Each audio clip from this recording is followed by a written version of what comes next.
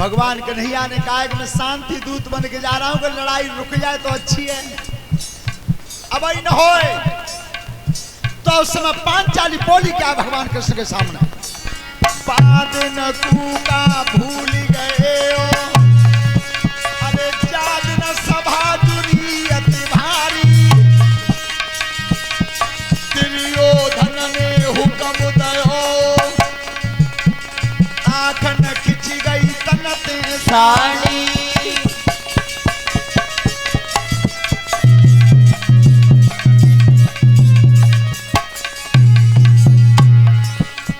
सिर के केस खोल के आई, तेरी ने नई अरज गुजारी, सकल सभा यदु बैठी देखे, प्यारी बहन की खिंच रही साड़ी।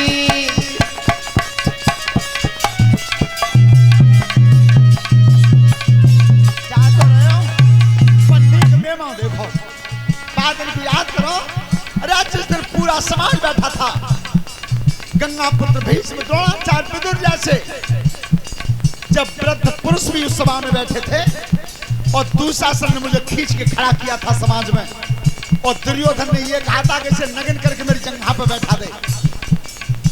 तो कन्हैया उस दिन में रजस्वला हो रही थी, मेरी काया रजस्वला थी उस समय। तब मैंने दुशासन से कहा था भरी समाज में, ये मेरे केस खुले हुए हैं, दुशासन का ध्यान लगा ले, अपनो योग बदन में साधु, तेरे खून में केस भिजई के साइज न पकड़ शीश पे बांधो।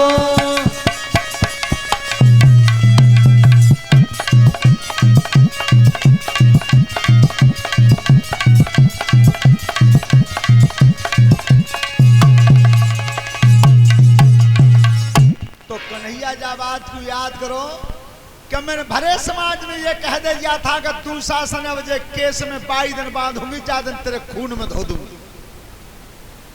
सो केसव केस कसु का विधते रे मोए, आस समर की लग रही, अरे घनश्याम समर मत तारा।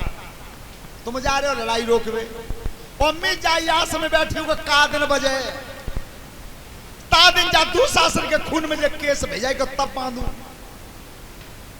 भगवान ने कह दिया चिंता मत करो, जा तुम चाह रही हो ताइए मैं चाह, योग ही मेरा तुम्हारा मिला हुआ है। महाभारत की लड़ाई को जितना द्रौपदी चाहती थी उतना ही कृष्ण चाहते थे, लेकिन समाज की बुराई नहीं आने दी, इतना चतुर नेता था। शांति दूत बन के चले तो दुर्योधन को पता चला कि आज कृष्ण आ रहे हैं शांति दूत बन के। तो उस दुष्ट ने योजना क्या बनाई, 80 गज गहरी खाई खुदवाई, 80 गज जहां सभा लगती थी, और उसके ऊपर कच्चे धागों का पलंग बिछा दिया, और मन में विचार कर रहा है कि कृष्ण जैसे ही आमे सबसे पहले जाई पे बैठा दे, और जब कृष्ण ही खत्म है जाए तो पांडव कितनी देर, सबसे बड़े मददगार तो यही है। लेकिन वो एक बात नहीं जानता कि रामचरितमानस में लिखा है अरण्य कांड में कि भ्रकुट विलास सृष्टि लय होई, और सपने उस संकट पर न किसोई, कि भौं को पलक हिल जाए तो पृथ्वी तो पलटा खाई जाते, कुत्ता की मारवे की जुगाड़ में बैठा। तो जिस समय भगवान कृष्ण पहुंचे हैं, दुर्योधन ने बड़ो आदर करो, आइए महाराज।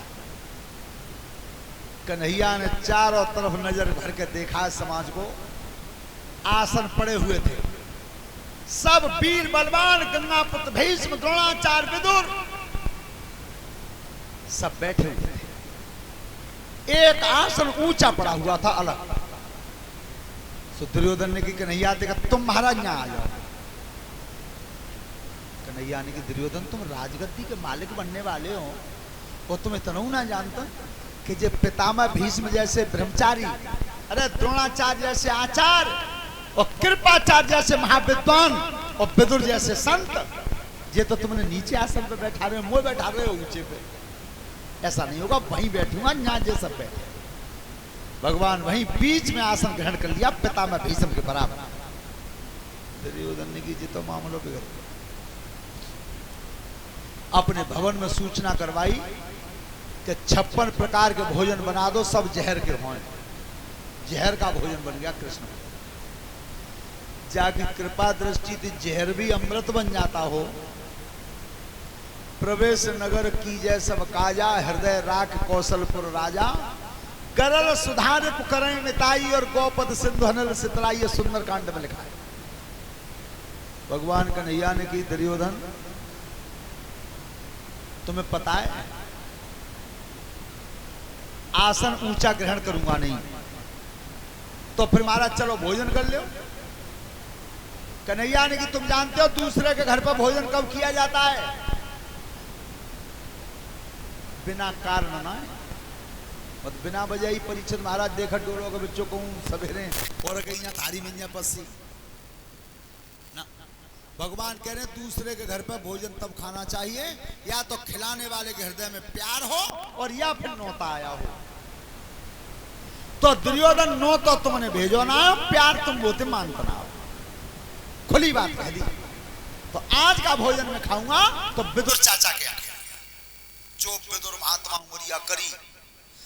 विदुर ने की पल्लो पर ही 3 दिना तो चूल्हे में आग ना भाई। और आज जैसे तैसे घर तक आ रहे हैं, आज जैसे तुम्हें घर तक को नंबर आओ है कि कन्हैया मेरे घरे आएंगे आज, और सो खाए कुछ है नहीं। सो विदुर जी पीछे बाय दरवाजे में निकले बहुत जल्दी। वो अपनी पत्नी सुतपात गई, सुनना रही, बहुत जल्दी किवाड़ बंद करो, फाटक बंद करो। फाटक बंद हो, और सुतपा और विदुर ये दोनों आज भगवान का भजन कर रहे हैं। ध्यान रखना, भजन किया कैसा? ऐसा भजन आज तक किसी ने नहीं किया जो भजन उस दिन हुआ। विदुर जी ने किया। कैसे? भजन करे भीतर बाबा बाई, भजन करे भीतर बाबा बाई, भजन करे भीतर बाबा बाई, भजन करे।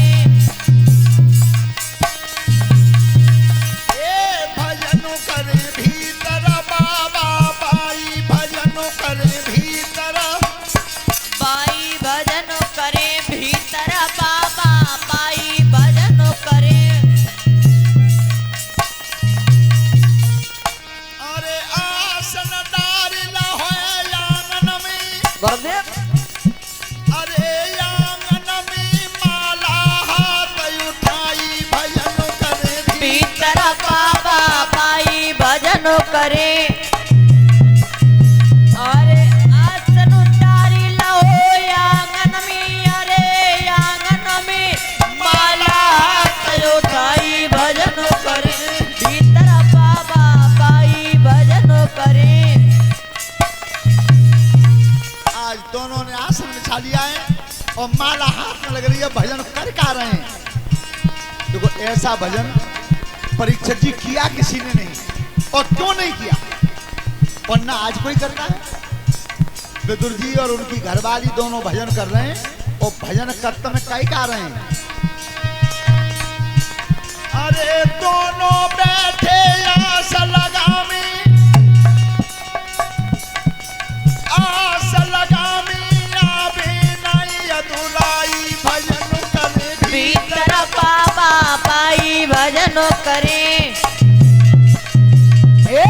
बैठे दोनों आस लगावे, आस लगावे आवे नहीं अधुराई, भजन करे भीतर बाबा बाई, भजन करे। देखो आज भी अगर कोई भजन करे, ध्यान करे एकांत में, तो सब का कहते हैं कि हमारे घरे भगवान आ जाए, हमें भगवान मिल जाए, भगवान के दर्शन आ जाए।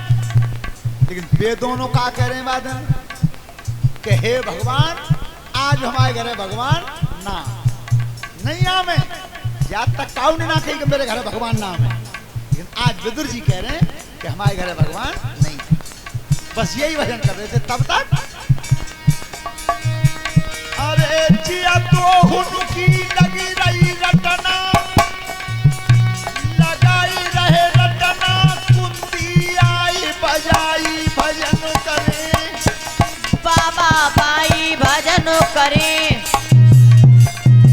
और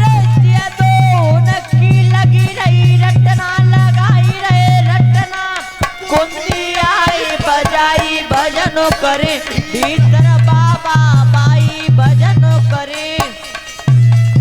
वे तो दोनों जाई भजन में लग रहे कि कन्हैया नाम है, भगवान नाम है, कैसे करके आज हमारे घर तक नाम है, तब तक दरवाजा बजा दिया, खोलो। तो विदुर जी का कह जा रहे हैं बच्चों, श्याम सुंदर जैसे साकर खोलिए, सामने कन्हैया खड़े दिखाई दिए। कुछ देर के लिए दोनों खड़े रह गए, कई काऊ दिक्कत। सो कन्हैया ने कही के चाचा भीतर आ कि ना कोई के नहीं महाराज ध्यान ना रो, आ जाओ। अब ध्यान को आएंगे जो खाए मांगेंगे वाल। श्रोता बंधुओं, अब जब भीतर बैठा रहे आसन बिछा के, तब कहिएगा चाचा भूख लग रही। विचार करना, रिश्तेदार के यहाँ भोजन तब करने जाते हो तब पहले वो तुम्हारे यहाँ खाएगा। वो व्यवहारी के यहाँ दावत को तब जा रहे हो तब पहले खा गया है।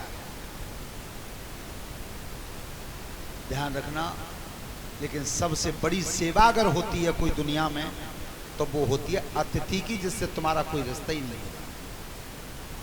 सबसे बड़ी सेवा होती है अतिथि की, और इसका ठीक उल्टा हो रहा है आजकल युग में। अचानक कोई बिना पहचान का अतिथि तुम्हारे घर पर रुकता है, ताकू तो भोजन खवावे में हिचकिचा रहे हो, और बड़े आदमी कोई रिश्तेदार हो, वे 4 गाड़ी लेके खड़े हो जाए तो 15 तरह के नाश्ता आ रहे हैं फिरोजाबाद से। क्यों? जबकि तुम उसका व्यवहार बराबर का दे रहे हो, तुमने पहले खाई है तब खवा रहे हो। लेकिन अतिथि का कोई व्यवहार नहीं होता। आज भगवान अतिथि बन के आए विदुर जी के यहाँ और भोजन मांग रहे हैं। विदुर जी ने कही कन्हैया 3 दिन से चूल्हे में आग ही ना भाई, क्योंकि दुर्योधन ने यह हुक्म कर दिया था कि किसी के यहाँ भोजन बनेगा ही नहीं, क्योंकि अगर काऊ और के यहाँ बनेगा तो भी काऊ और के यहाँ खा लेंगे, और काऊ के यहाँ मिले ही